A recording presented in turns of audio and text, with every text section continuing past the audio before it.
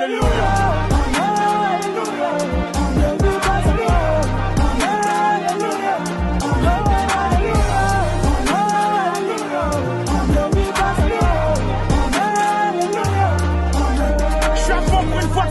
que j'attaque l'album, dis ta haine, ne me passe ta pomme. J'ai affaire pour ne pas que ça donne. Sous place des tonnes. Salut la famille, j'espère que vous allez bien. C'est bien moi, votre frère, garçon, Paris, autrement dit 3 fois, père, papa na Felicia, Alegria, Safira. Voilà, la personne qui est là, nous sommes dans la biso, Mandiko Bazaki, va partager, va soutenir les biso, la GDP TV. Donc voilà, la personne qui est là, télé, va tout le senga qui est biso tozala. Donc on va télé belé, le lot na yambi mon sali yanzambe. Donc voilà, le tout partager naie. Là, c'est ça pour tout le monde tout. Donc voilà, mais le tout ça mon sali yanzambe, na yebi ki boko landa boko yoka, et bozala décité. Papa. Le Seigneur nous fait grâce, nous nous portons très très bien par la grâce du Seigneur. Voilà, papa, on a préféré tout bande émission, la mission, on dit qu'on a besoin de l'émission à moi 2 minutes, 1 minute de prière pour tout cheminer l'émission. Ok, nous allons prier pour recommander tout ce que nous allons faire et dire entre la main de Dieu, que le Seigneur puisse nous assister. Toi qui es en train de nous suivre, prie avec nous, prions. Tendre Père, nous te bénissons, Saint d'Israël, de nous avoir accordé le privilège de nous retrouver dans ce plateau. Seigneur, nous ne sommes pas là pour nous, nous sommes là pour vous. Nous voulons, grand Dieu, parler de ta part. Nous voulons partager la bonne nouvelle. Que le Saint-Esprit qui est l'enseignant par excellence puisse nous assister de début jusqu'à la fin. Inspire-nous et fais en sorte que tout ce que nous allons dire dans ce plateau aujourd'hui, que ce soit pour l'édification et la perfectionnement de ton peuple. Saint-Esprit, toi qui es l'enseignant par excellence, que tu sois au centre, que tu sois la source d'inspiration de chaque phrase, de chaque mot, pour le perfectionnement de ton peuple. Dans le nom de Jésus, c'est ainsi que je prie. Amen. Amen. Voilà, on est venu sur le voilà, nous sommes na Dadi. Pasteur, est-ce que ko lobala bandeko bazolanda biso ko lobela bango ki kombo ya pasteur pour batusu bayebi yo te bayebao ndenge tozosala émission. Gloire à Dieu, gloire à Dieu. Je réponds au nom de Bishop Malou. Je suis marié, père de 4 enfants. Je suis à Lyon depuis 2010, ça fait déjà presque 22 ans. Je suis le pasteur responsable de la communauté Centre évangélique Bethesda. Nous avons 3 extensions. Nous sommes à Lyon, à Saint-Étienne et à Paris, précisément à Montigny-Beauchamp. Donc, je réponds au nom de Bishop Malou. Donc, voilà. Dans le ministère, je dirais que c'est presque déjà 24 ans ou 25 ans dans le ministère. Je suis né et grandi en Angola. Et c'est là que j'ai reçu Jésus comme Seigneur et Sauveur. Mon père spirituel, je sors d'une lignée de la communauté qu'on appelle en Angola la communauté de Seya. Donc, Convention des églises évangéliques de l'Angola. C'est là où je viens. Donc, voilà mon petit parcours. Et ça fait déjà 22 ans ici à Lyon. Nous sommes en train de diriger la communauté Centre évangélique Bethesda. Nous sommes à Lyon, comme je viens de le dire, à Saint-Étienne et puis à Paris. Donc, voilà. Voilà, j'espère que le pasteur a expliqué par contre moi une expérience que j'ai dans le ministère. Avant de combattre la question de biso, on est retourné à pasteur et tu as dit a 5 ministères. On doit aller en haut, parce que tu as bien na 5 ministères oyo pasteur yo osa côté na 5 ministères. Ok, je pense que c'est écrit dans le livre d'Éphésiens chapitre 4 verset 11 où la Bible nous parle que le Seigneur a monté. Il a pris des hommes, il les a donnés de dons. Donc il y en a 5 ministères comme tu viens de poser la question. Moi dans le ministère je suis pasteur. Je suis pasteur, mais communément par rapport à cette communauté de Bethesda, on m'appelle ancien, c'est-à-dire en anglais, c'est ce qui fait que bishop, je suis un ancien du ministère, mais parmi les 5 ministères, je suis un pasteur. Oui, bien sûr, nous compagnie. Pasteur, est-ce que vous me trompez ça différent au ESA, il y a Papa Molimo, mentor et père de la foi. Trois wana watebele ezo ça biso vraiment complication parce que tout à l'Afrique ba pasteur tozali na bango omoni pasteur akadre yo lelo tomi na l'église musu tomo ça maintenant ba pasteur musu tozo binga bango badadi mais ba komo na bango zo lingate donc on peut saluer sur moi na trois wana expliquer sur moi différence dans les années. Ok. Merci pour cette question. Merci pour toi qui nous suis. Merci pour chers spectateurs. Alors, la question, c'est une question très importante parce qu'il y a beaucoup de confusion dans le domaine chrétien à ce qui concerne la différence de trois choses. Nous avons le Père spirituel, le Père de la foi et le mentor ou l'encadreur spirituel. Alors, la différence se repose dans ce qui est lié par rapport à certains termes. L'utilisation des termes, c'est là où il y a la confusion. Parce que beaucoup de gens arrivent de dire que le Père spirituel n'existe pas, c'est seulement Père de la foi. Là, c'est un problème des termes qui sont en train d'être dans la divergence. C'est-à-dire, la confusion se repose dans le terme. Parce que la réalité est que nous devons savoir dans les Écritures, lorsqu'un pasteur arrive de prendre un brebis, de l'encadrer, de l'amener vers Christ, donc lui là reste comme le Père spirituel. C'est-à-dire, je peux donner l'exemple, c'est comme Paul et Timothée dans la Bible. Paul, il était le Père spirituel de Timothée. Et plus loin, je dirais même que c'est le même titre qui revient. C'est lui qui est le Père spirituel. Il est aussi le Père de la foi. C'est juste des termes qui... il y a une divergence des deux termes. Mais dans la source de la chose, selon la Bible, c'est la même chose. Juste ce qui vient comme différence quand on parle de mentor. Mentor, c'est quelque chose de différent entre un père spirituel. Un père spirituel, c'est celui-là qui arrive de prendre un brebis du monde. Il prêche Jésus-Christ, il fait croire à Jésus comme Seigneur et Sauveur, comme la recommandation que Christ nous a donnée dans les Écritures. Allez partout, annoncez la bonne nouvelle. Faites de toute personne disciple de Christ. Donc, ce qui se repose là, c'est la responsabilité du Père spirituel d'encadrer quelqu'un, c'est-à-dire de l'amener dans la vie chrétienne. Il devient comme le Père spirituel. Maintenant, ce qui concerne l'encadreur, c'est tout simplement, j'ai mon Père spirituel. Mais au parcours de mon ministère, pendant que j'avance, pendant que je progresse, je peux me rencontrer avec quelqu'un qui a aussi la capacité d'être un père. Mais comme j'ai déjà un père spirituel, je ne peux pas voir deux pères spirituels. Cette deuxième personne qui peut venir dans ma vie pour m'aider, pour m'orienter, pour m'éclairer, il peut être un mentor. Parce qu'à ce qui concerne le père spirituel, il n'y en a pas deux, il n'y en a qu'un. Donc, celui-là qui t'a ramené dans la foi, celui-là qui t'a baptisé, celui-là qui t'a donné les affermissements, le premier fondement du christianisme, c'est ton père spirituel. Ce qui revient, peut-être je me suis déplacé, j'étais en Afrique, j'avais mon père spirituel, je viens en Europe, il y a quelqu'un qui continue à m'encadrer.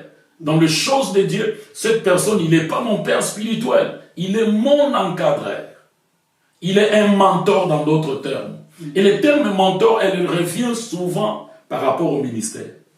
Moi, je peux aller plus loin dans la Bible pour vous montrer que Élie était le père spirituel d'Élisée.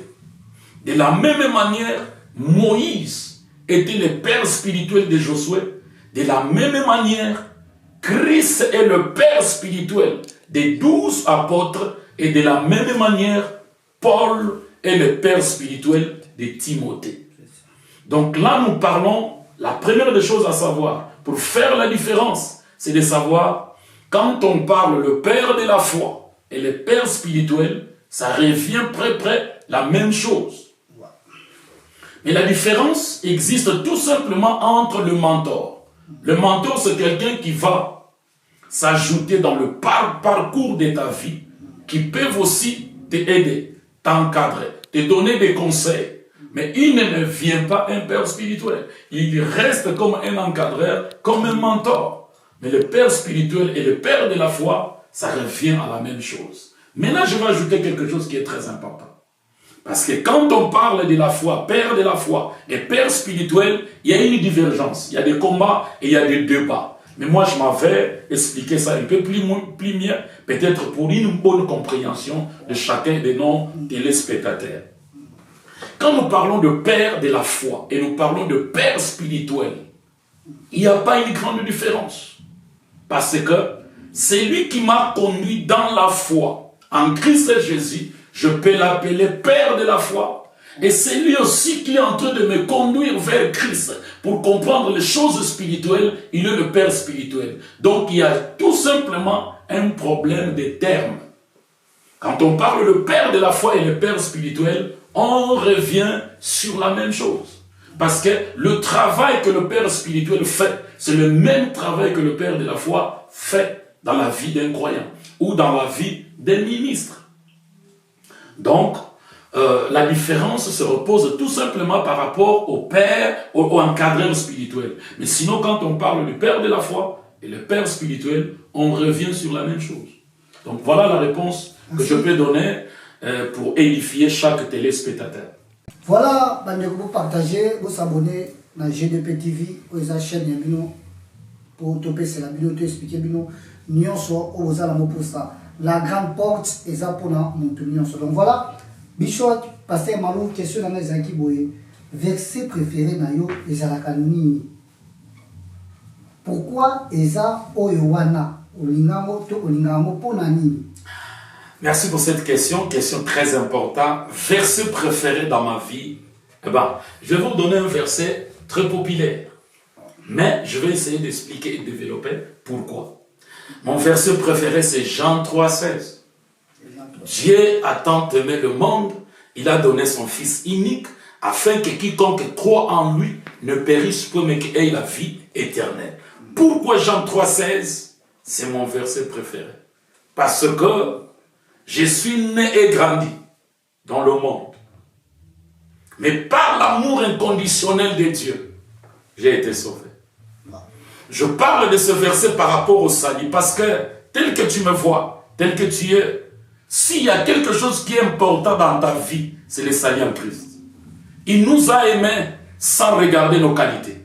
Il nous a aimés sans au préalable que nous puissions peut-être lui donner l'adoration ni la louange. Il nous a aimés tels que nous étions. C'est-à-dire, l'amour inconditionnel de Dieu m'a accordé le salut en Christ. Je suis sauvé par la grâce de Dieu au moyen de la foi et non par les œuvres. C'était salut. Moi, j'ai rien payé. J'ai rien sacrifié. La seule chose que j'ai fait, c'est de croire en Christ par la foi. Et je suis sauvé. Et c'était salut. Ce n'est pas quelque chose que je méritais.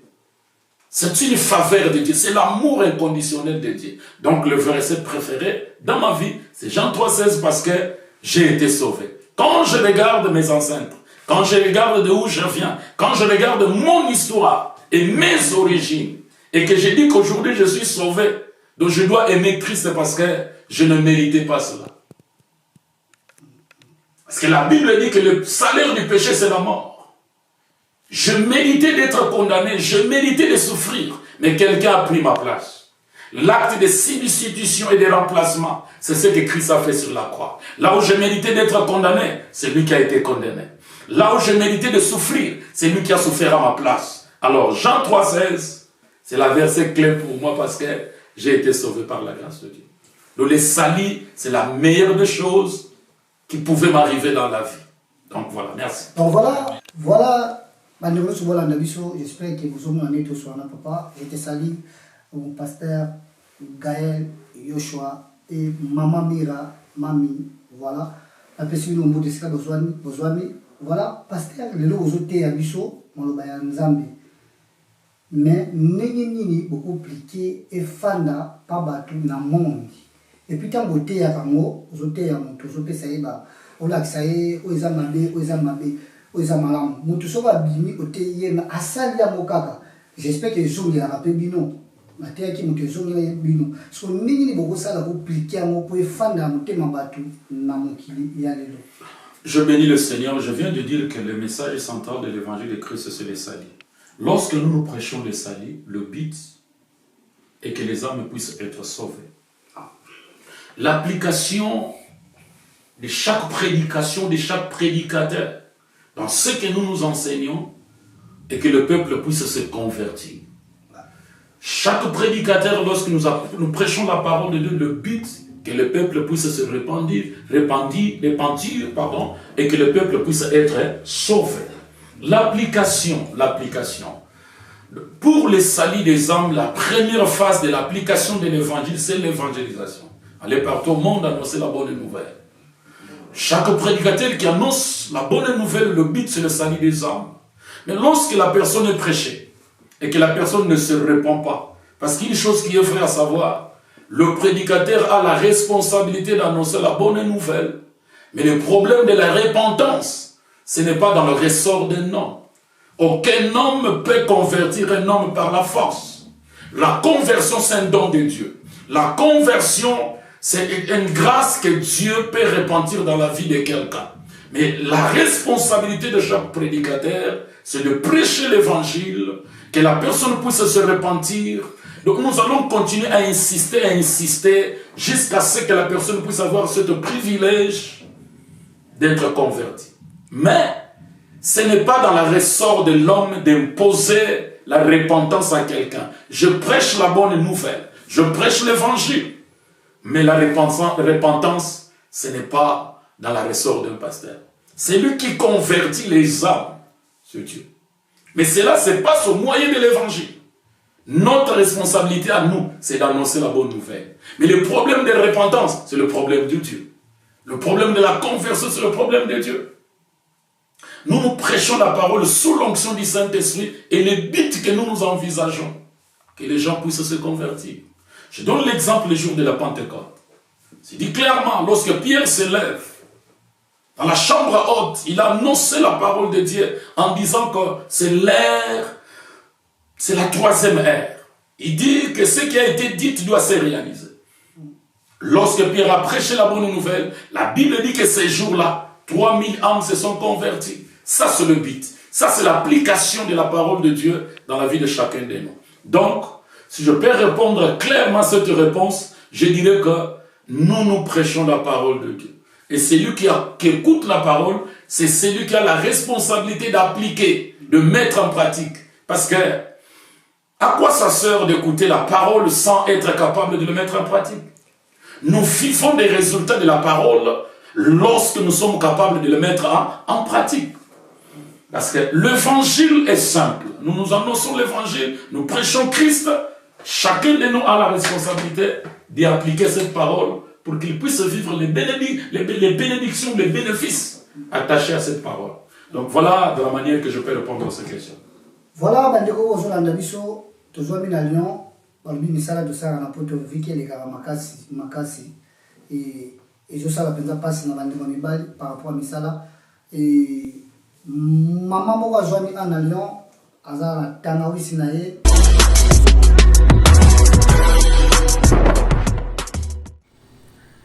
Bonjour peuple de Dieu, bandeko na ngai napesi bino bambote mboka nyonso bino bozali ngai mama Deborah napesi bino bambote pe baleluya na bino.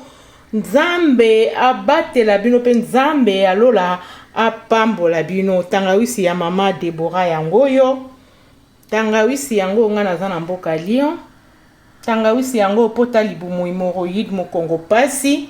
O moto oyo kaka moto na mokongo oyo kaka mokosa na Nice yango oyo batangawisi yango oyo mokongo pasi makolo pasi papa poza na force te na mbeto na mama to na papa yango oyo ekolongola yo ba faiblesse nyonso ekosala yo malamu ya kotongola ezali pe ya kobaka ezali ya komela yango oyo sans sucre ezali banzete ya mboka ezali banzete ya mboka ya bio yango yonga mama Deborah na salela bino okoki kobenga na 06 28 57 32 97 yango yo mama Deborah. Donc Nzambe apambola bino. Bye.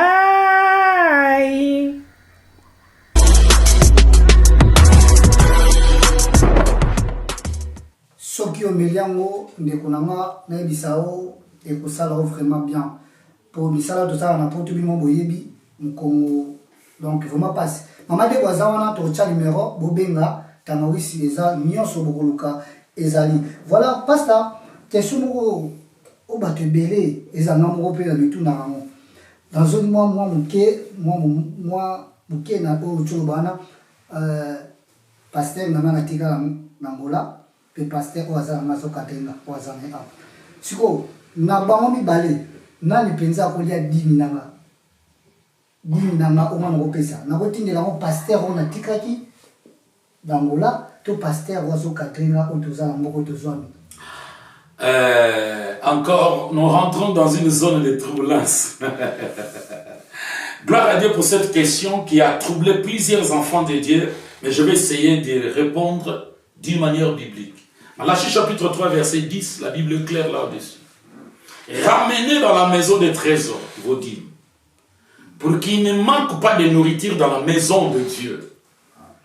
Tu as eu un encadreur spirituel au niveau de l'Angola, mais tu n'es plus en Angola. Tu es en Europe, tu fréquentes une église. L'église que tu fréquentes en Europe, c'est cette église qui est la maison des trésors pour toi.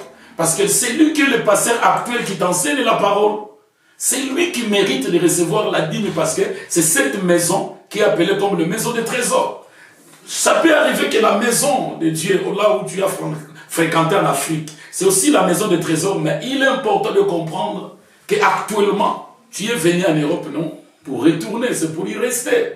Tu ne vas pas retourner, devenir membre de l'église là où tu étais en Afrique. Tu es en Europe, tu es venu pour habiter en Europe, tu fréquentes une église, tu es devenu membre de cette église, eh bien, tes dîmes, tu dois les donner au pasteur qui est en train de t'encadrer au jour d'aujourd'hui dans l'église que tu fréquentes parce que tu n'es pas là temporairement. Ce n'est pas périodique que tu vas retourner en Afrique. Tu vas rester ici. Donc cette église devient ton église. Eh bien, c'est lui qui doit recevoir tes dîmes. C'est cette pasteur qui t'encadre en Europe. C'est cette maison des trésors que la Bible dit dans le livre de Malachie où tu dois ramener tes dîmes. Donc là, la question est claire. Moi, je suis né et grandi en Afrique, précisément en Angola. J'ai mon père spirituel qui m'encadre dans les choses de Dieu. En qualité de l'homme de Dieu, je dois tout faire parce que je ne changerai pas de père spirituel. Mais lorsque un fidèle qui quitte l'Afrique vient en Europe pour y rester, tu fréquentes une église, eh bien tes dîmes, ce n'est plus pour retourner en Afrique au pasteur que tu avais avant. Parce qu'il y a quelqu'un actuellement qui est en train de te nourrir dans la parole de Dieu. C'est cette église que tu fréquentes, c'est cette pasteur qui est avec toi, c'est lui qui a le droit de recevoir tes dîmes. Ça c'est clair. Voilà, j'espère que vous ne comprenez pas ça, à vous expliquer, donc voilà. Oh, dans ça, pour la question, oh, les a pas ça mingi, on a mon arabande pour tout ça, mais on a bango, ça a mon mingi, mais pour tout notre pasteur, azo tout notre net, azo banga et tout voilà. La première on peut s'aboter dans la famille Kakutaloa, Manuel, ma mère, papa nanga, bande ko nanga no sonangola, la pesi bino boté donc voilà. Na pesi boté na Fifi Kabelo, maman na Kertis, ozo soutenir biso na musala oyo. Voilà, bah, belé. Parce que la question est-ce que Koki ko expliquer biso ba défi nini bana nzambe bazokuta nango na monde ya lelo. Pe ba Koki ko sala nini po ba bima na ba défi oyo et tozomona mikolo ozo komela biso dans voilà. OK, merci pour la question. Je suis très ravi de cette question parce que il est important d'abord de savoir que la vie est faite de défis. Ouais. Chaque homme qui existe sur la terre des hommes, je parle d'une manière générale, ouais, qu'il soit chrétien ou païen, la vie est faite de défis. Ouais. Personne ne peut exister dans ce monde et réaliser des grandes choses sans être capable de vaincre les défis. C'est-à-dire, sur le chemin de chacun de nous, il y a des défis. Sur le chemin d'un joueur, il y a des défis. Sur le chemin d'un médecin, il y a des défis. Sur le chemin d'un musicien, il y a des défis. Sur le chemin de la vie chrétienne, il y a des défis. Mais, dans chaque défi, pour que nous puissions avoir la capacité de vaincre le défi, comme les enfants de Dieu, il est d'abord important de comprendre, la nature de la défi, et deuxièmement, avoir la capacité Et comment vaincre ce défi? Je vais donner la réponse. Quand nous parlons de défis, je prends l'exemple de Christ. Tout ce qu'il a vécu dans le parcours de sa mission, il est né quelque part et il devait arriver quelque part. Il est venu dans ce monde dans la mission de sauver l'humanité. Et pour sauver l'humanité dans ce parcours, dans ce destin, dans cette mission qu'il avait, il y avait deux défis. Et parmi les défis, il devait vaincre les Sadducéens, il devait vaincre les mauvaises doctrines, la religion de l'époque, il devait même vaincre le défi de la croix. Donc c'est un défi, la croix. Donc, il n'y a pas une réalisation grande dans la vie d'un enfant de Dieu sans être capable de vaincre le défi. C'est-à-dire, je suis en train de dire que pour arriver au podium, tu dois vaincre le défi. Pour être couronné, tu dois vaincre le défi. C'est-à-dire, pour remporter une victoire, tu dois vaincre des défis. Mais les défis sont différents. À chacun ses défis. On peut être 12 personnes. On est des disciples de Christ. C'est lui qui nous a appelés, c'est Christ. C'est lui qui nous a établis, c'est Christ. Nous sommes dans la vocation de le servir. Mais chaque apôtre avait ses défis. Et la manière de terminer de chacun était différente. Alors, je vais dans la réponse pour te dire que qu'est-ce qu'un enfant de Dieu doit faire pour vaincre le défi. La première des choses, la clé qui est summum, qui est au-dessus de tout, pour qu'un enfant de Dieu puisse vaincre le défi de sa vie, la première des choses à savoir, c'est chaque enfant de Dieu doit développer une relation permanente avec le Seigneur. Avoir une connexion, c'est-à-dire, tu dois être quelqu'un qui marche avec Dieu. C'est lui qui a été capable de vaincre le défi, c'est celui qui a placé Dieu devant. C'est-à-dire, la relation que j'ai avec Dieu, c'est la chose qui va me permettre de vaincre les défis. Psalmiste a dit dans les Écritures, avec Dieu nous ferons des exploits et nous écraserons nos ennemis. C'est-à-dire le premier secret pour chaque enfant de Dieu, même dans le ministère, même toi qui viens recevoir Jésus aujourd'hui, même toi qui es 20 ans dans la vie chrétienne, pour vaincre le défi, cherche à tout prix de cultiver une relation permanente avec le Seigneur. C'est avec Dieu que nous sommes capables de vaincre le défi. Parce que dans la chair, l'homme est limité dans le temps et dans l'espace. Dans la chair, l'homme est fragile. Dans la chair, l'homme est faible. Mais lorsque nous sommes capables de nous associer à Dieu, c'est lui qui est capable de tout. C'est lui qui est le tout-puissant. C'est alors que nous serons dans la mesure de vaincre nos défis. Un conseil gratuit pour toi qui me suis. Frères et sœurs, sur le chemin de chacun de nous, dans tes études, dans ton couple, dans le projet de ton entreprise, dans ce que tu veux faire, il y aura des défis. Mais la meilleure stratégie, le meilleur secret pour vaincre le défi, développe une relation particulière. Je dis bien particulier. Je ne parle pas de la personne qui vient à l'église, non. Je parle de quelqu'un qui a l'intimité, qui est capable de développer une relation permanente avec le Seigneur. Parce que lorsque nous sommes avec le Seigneur, tout est possible. Lorsque nous sommes avec le Seigneur, peu importe la grandeur des défis, nous finirons par vaincre. L'exemple pour terminer, Israël qui sort de l'Égypte pour aller vers la terre promise. Sur le chemin, il y a eu la mer Rouge, il y a eu le désert, il y a eu Amalek, il y a eu les Moabites, il y a eu les Jourdains, il y a eu plusieurs défis. Mais comme Israël avait Dieu, ils ont marché avec Dieu, même si ça a pris du temps, même s'il y avait des difficultés, mais comme ils avaient Dieu dans leur vie, le Seigneur marchait avec eux, ils sont arrivés. C'est par là que la Bible dit que pendant la nuit, ils étaient conduits par la colonne de nuée. La colonne de nuée que la Bible parle, c'est la présence de Dieu. Et pendant le jour, la colonne de nuée, et pendant la nuit, la colonne de feu. Les deux images, que ce soit la colonne de nuée, que ce soit la colonne de feu, ce sont des images qui représentent la présence de Dieu au milieu de son peuple. C'est ce qui a fait qu'Israël, ils ont arrivé dans la terre promise. Tu veux vaincre dans le mariage, tu veux vaincre le défi de ta famille, tu veux vaincre le défi de ton couple, tu veux vaincre le défi de tes projets professionnels, eh bien, le conseil c'est gratuit. Fais de Dieu ton ami. Développe une relation particulière avec le Seigneur, c'est alors que tu peux vaincre le défi. comme je disais tout à l'heure, je parlais de la dîme. Normalement, tu dois payer la dîme dans l'église où tu es en train de fréquenter en Europe. Mais rien n'empêche de savoir que je viens de quelque part. Dans l'église où je viens, de l'Afrique, il y avait un encadreur, quelqu'un qui m'a aidé, quelqu'un qui m'a encadré, quelqu'un peut-être qui a prié pour moi pour que je puisse arriver en Europe. Quelqu'un m'a soutenu spirituellement. Rien n'empêche que tu puisses aider. Je ne parle pas des dîmes là. Là, je parle d'aider cette église parce que c'est de là que tu viens. Tu peux reconnaître le Père spirituel qui a été avec toi en Angola ou bien au Congo. Tu peux aider par quelque chose. Mais quand il s'agit de la dîme, tu dois le donner au Père spirituel qui est en train de t'encadrer ici en Europe. Donc voilà, c'est la chose que je voulais tout simplement ajouter là-dessus. Voilà, pasteur, autour de la mission par rapport à parcours d'ailleurs, na expérience sur le ministère de Nzambe. Baka nini oyo kutana nango, o penza ezaki ba bengi yo, o esa la prière et ndeko moko boye, o likambo moko songolo komela yo et o expliquer ba ndeko bazolanda biso par rapport baka na parcours na yo pe na expérience na ministère oyo zalan. Merci pour cette question. Alors, si je peux résumer dans le parcours de mon ministère, les choses que j'ai vécues ou les choses que Dieu a opérées au travers de mon ministère, je n'arriverai pas de tout étaler ici.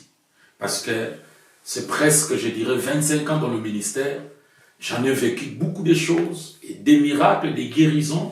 J'en ai des enfants qui portent mon nom parce que c'est moi qui avais prié et la famille, ils ont constaté que non, ils vont donner le nom de Malo parce que c'est Malo qui a prié. Il y a plusieurs témoignages que je peux donner dans le ministère, mais j'ai un témoignage qui me choque beaucoup, que je vais vous donner pour vous édifier dans la foi. On m'établit dans la municipalité de Lukapa. Je suis à Lunda Nord, en Angola, précisément province de Doun, municipalité de Lukapa. Un défi qui s'est posé devant mon ministère et qu'on avait besoin d'acheter un terrain pour l'église. Et la personne qui devait nous vendre ce terrain, normalement ce terrain pouvait coûter dans le 21 000, 20 000 dollars à l'époque. Mais comme il y avait un ravin, et le ravin commençait à s'approcher de cet terrain. Et la personne nous a vendu le terrain à 3 000 dollars en se disant que je ne vais pas perdre parce que j'en suis sûr, comme le ravin est en train de s'approcher, cet terrain va disparaître. On a fait des cotisations au niveau de l'église, on a acheté ce terrain à 3 500, si je ne me trompe pas, à Lukapa. Et on a mis Dieu en défi, en se disant que Seigneur, nous venons d'acheter ce terrain, pas pour nous, mais pour toi. Le ravin était à 5 mètres du parcelle que je parle. Un jour, le Saint-Esprit m'a donné cette vocation d'aller prier. C'était à minuit. Je sors de la maison où j'habitais, à Lukapa, comme pasteur de l'église. Je me mets devant la tête de cette érosion ou ravin. J'ai commencé à déclarer pendant 15 ou 20 minutes. J'ai dit, Seigneur, si tu veux que ce terrain puisse disparaître, les perdants, ça ne sera pas moi, ça sera toi. Parce que nous, on n'a pas acheté ça pour nous. On a acheté pour toi. Fais en sorte de démontrer à l'humanité que les gens puissent croire que nous avons un Dieu réel. Nous sommes en 2024 jours d'aujourd'hui. Et l'événement que je vous suis en train de rencontrer, c'était en année 2000. Je suis venu en Europe en 2022. Laisse-moi te dire que le ravin s'est arrêté à 5 mètres. Là où j'avais mis mes pieds et j'ai prié, le ravin s'est arrêté là de l'année 2000 jusqu'à aujourd'hui en 2024. L'église et le terrain existent. On a mis Dieu en défi. On a invoqué le Dieu de la Bible et le Dieu a opéré. Cette histoire, tout le monde qui habite Lukapa, les hommes de Dieu, plusieurs églises, ce n'est pas quelque chose que quelqu'un peut douter. Là où se retrouve l'église de Sieya Lukapa, cette église existe jusqu'aujourd'hui. Et le terrain est là. Le ravin s'est arrêté à 5 mètres. Le Dieu de la Bible, c'est un Dieu puissant, c'est un Dieu grand. Si les évidences ne sont pas là, à quoi ça sert nous continuons à croire? Nous croyons à un Dieu de miracles. Il est le Dieu qui parle et qui fait. Si par sa bouche il peut parler, par ses mains il fait des choses. Il est un Dieu puissant et les témoignages nous accompagnent. Deuxième témoignage que je peux te donner dans le parcours du ministère, c'est ce bâtiment là où nous y sommes. Ce bâtiment. Nous, on n'est pas des locataires. On est venu en Europe, on n'avait que Jésus. Nous sommes arrivés comme tout le monde arrive, tu pars à la préfecture, tu dis que je viens d'arriver. C'est notre rythme de chacun de nous quand on arrive en Europe. Je suis venu de la même manière. J'ai dit, je passais là où je devais passer. Mais au jour d'aujourd'hui, en 2013, je me suis dit, je ne veux pas que la maison de Dieu continue à être locataire. On ne peut pas continuer d'être des locataires. J'ai vu des individus acheter des immeubles. J'ai vu des individus acheter des maisons. Mais pourquoi pas nous sommes nombreux, nous devons le faire pour Dieu. Depuis 2013, aujourd'hui nous sommes en 2024, on a acheté ce bâtiment. Le rez-de-chaussée en 2013 et le parti de haut, le premier étage en 2017. Ce bâtiment nous appartient. Ou appartient à Dieu. Donc ce sont des signes, ce sont des témoignages de ce que Dieu a fait et il continue à faire. Parce qu'il est le Dieu des miracles. On croit en lui, on est en train de le servir parce que c'est un Dieu qui fait des choses qui dépassent l'entendement des hommes.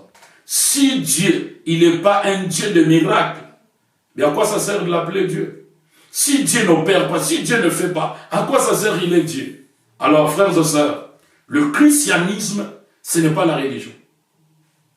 Croire en Dieu, ce n'est pas du blague. C'est un Dieu réel, un Dieu puissant. Un Dieu qui manifeste des choses qui dépassent l'entendement des hommes. Voilà le Dieu qu'on a créé. Parce que, je le dis souvent et je le dis encore, pour toi qui me suis, il est important de continuer à croire et de savoir que le temps de miracle n'est pas encore passé.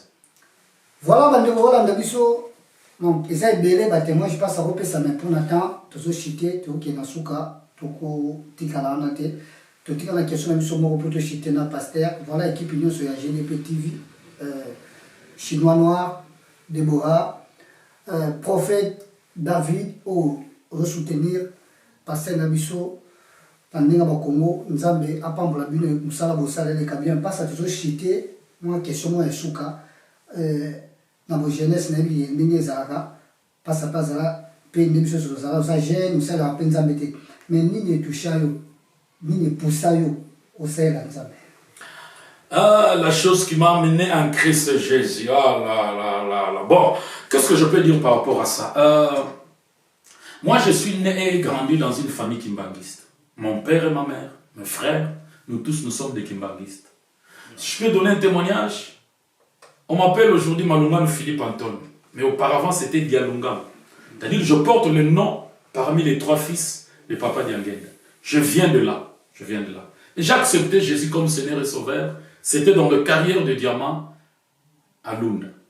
Le phénomène qui m'a amené en Christ Jésus, j'étais pas pauvre, j'avais pas de difficultés, mais sauf que je suis déjà né avec cette volonté-là, cette soif-là de Dieu.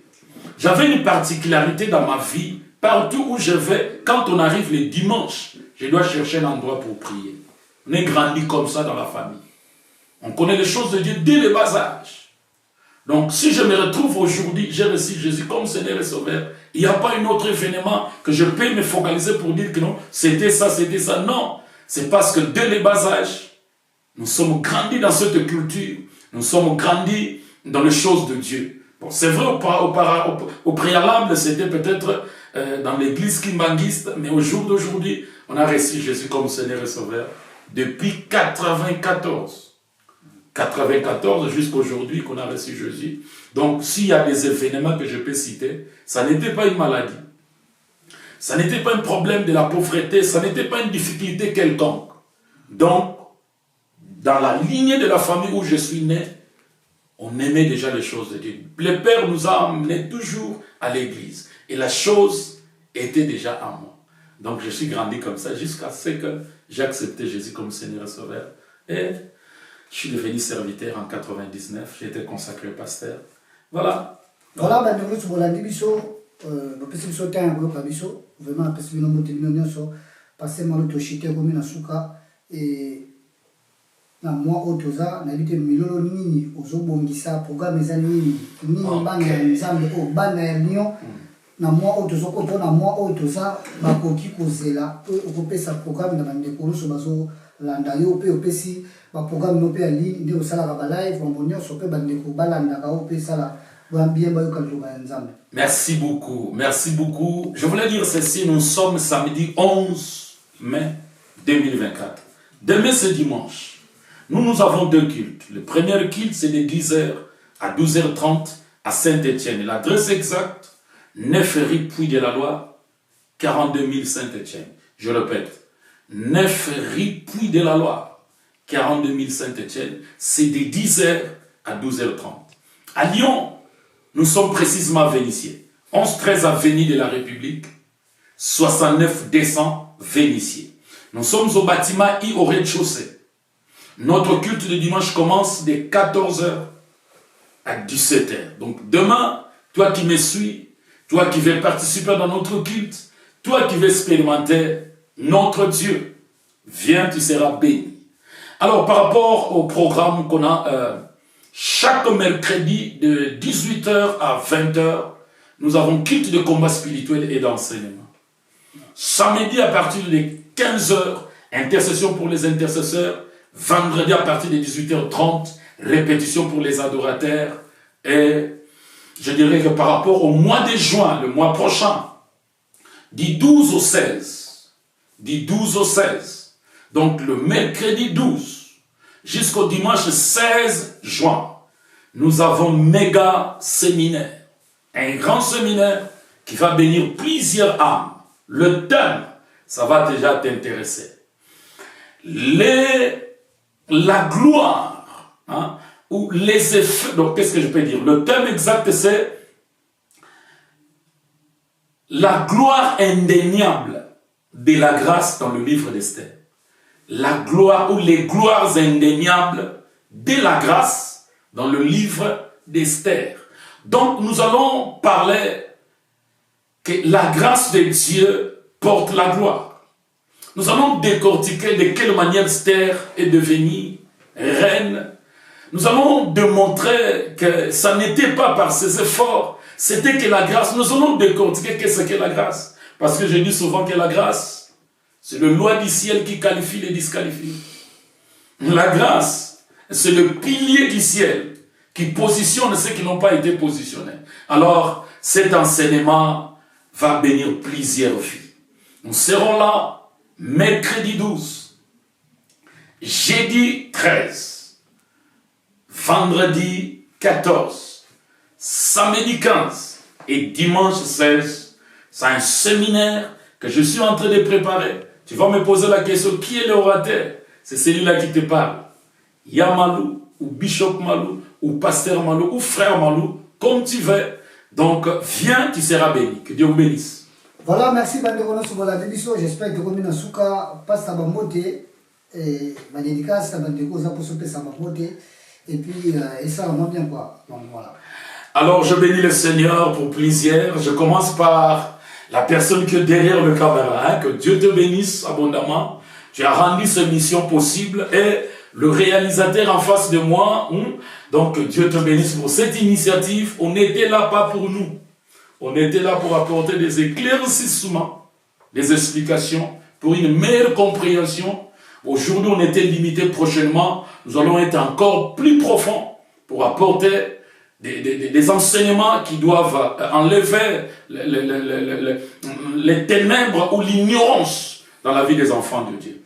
Je bénis tous les enfants du ministère, en commençant par le serviteur, que Dieu le bénisse abondamment. Tous ceux qui sont en train de servir le Seigneur tout autour de moi, que le Dieu qui m'a appelé au ministère vous bénisse abondamment. Tous les enfants de Bethesda, que ce soit Bethesda à Lyon, Bethesda Saint-Étienne, Bethesda à Paris, que mon Dieu vous bénisse abondamment. Tu es notre invité, sois le bienvenu, viens écouter la parole de Dieu, tu ne seras pas déçu. Voilà, je vous remercie de nous avoir suivis, d'être là, que le Seigneur vous bénisse abondamment. Merci Papa Lata, on peut biso, permettre biso de donc merci. Merci vraiment. Bandeko no sobolandi biso de Zouami à Lyon. Donc voilà, tout ça on a pour la bino. Donc maloba ya nzambe tant mozolanda ngoy baksa MPC na vina. Donc C'est bien moi, votre frère, garçon Paris, Tomonana Mbalasema. Merci.